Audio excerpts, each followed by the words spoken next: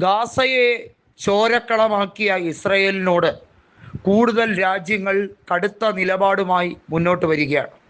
ഇസ്രയേലുമായി ഒരു വിധത്തിലുള്ള സഹകരണവും പാടില്ല എന്ന് ഫ്രാൻസ് കൂടി ഇപ്പോൾ വളരെ വ്യക്തമാക്കിയിരിക്കുന്ന സാഹചര്യമാണ്. യൂറോപ്യൻ യൂണിയനിൽ നിന്നും അടുത്ത പുറത്തേക്ക് പോകാൻ ആഗ്രഹിക്കുന്ന രാജ്യം ഫ്രാൻസാണ്. നമുക്കറിയാം, ബ്രിട്ടൻ നേരത്തെ തന്നെ യൂറോപ്യൻ യൂണിയനിൽ നിന്ന് പുറത്തേക്ക് പോയ രാജ്യമാണ്. ഫ്രാൻസും അതേ നിലപാടിലേക്ക് വരികയാണ്. കാരണം യൂറോപ്യൻ യൂണിയൻ്റെ മൊത്തത്തിലുള്ള കെടുകാര്യസ്ഥത, അവർ എടുക്കുന്ന പക്ഷപാത നിലപാട് ഇപ്പോൾ ഇറാനുമായും അതുപോലെ തന്നെ പാലസ്തീനുമായും കൂടുതൽ സഹകരണത്തിൻ്റെ പാതയിലേക്ക് ഫ്രാൻസ് നീങ്ങുമ്പോൾ യൂറോപ്യൻ യൂണിയനുമായി ഇനി സഹകരിക്കാൻ താല്പര്യമില്ല എന്ന് തന്നെയാണ് ഇമ്മാനുവൽ മാക്രോൺ വ്യക്തമാക്കുന്നത്.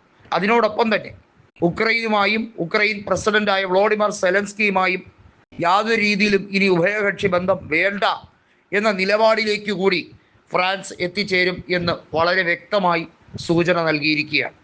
ഇതോടുകൂടി ഒരു കാര്യം ഉറപ്പാണ്, യൂറോപ്യൻ രാജ്യങ്ങൾ പല കോണുകളിലേക്ക് തിരിയും. കാരണം ഫ്രാൻസ് എന്നത് യൂറോപ്പിലെ ശക്തരായ ഒരു വിഭാഗം തന്നെയാണ്. അവർക്ക് ഇപ്പോഴും ശക്തമായ വേരോട്ടം പല മേഖലകളിലും അന്താരാഷ്ട്ര തലത്തിൽ അവർ എടുക്കുന്ന നിലപാടുകൾക്ക് വളരെയേറെ പ്രാധാന്യമുണ്ട് എന്ന് നമുക്കറിയാം.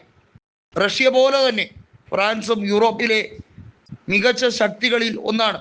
അതുകൊണ്ട് തന്നെ പാശ്ചാത്യ രാജ്യങ്ങളുടെ വിഷയവുമായി ബന്ധപ്പെട്ട കാര്യത്തിലൊക്കെ ഫ്രാൻസ് എടുക്കുന്ന നിലപാട്, ഇമ്മാനുവൽ മാക്രോൺ എടുക്കുന്ന നിലപാട് ഒരുപക്ഷെ വളരെ സസൂക്ഷ്മം നിരീക്ഷിച്ചു വരികയാണ് അമേരിക്ക.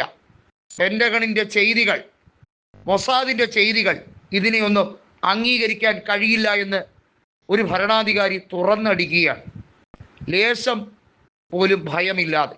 അതാണ് ഇമ്മാനുവൽ മാക്രോണിൻ്റെ നിലപാട്. മാക്രോണിന് അങ്ങനെ ആരെയും ഭയക്കേണ്ട കാര്യമില്ല. മാക്രോൺ തീയിൽ കുരുത്ത നേതാവാണ്.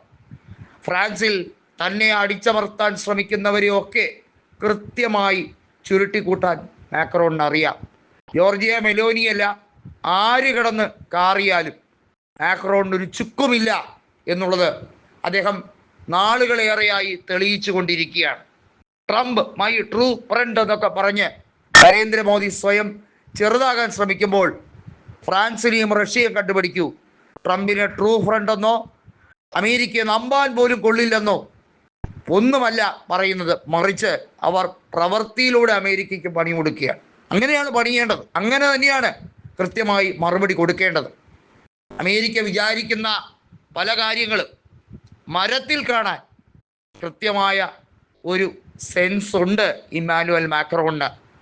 ഒരുപക്ഷെ ഇസ്ലാമിക രാജ്യങ്ങളെയെല്ലാം ഒരു തീവ്രവാദ പട്ടികയിലേക്ക് അവരെയൊക്കെ പ്രത്യേകം അങ്ങ് ചുരുക്കിക്കളയാം.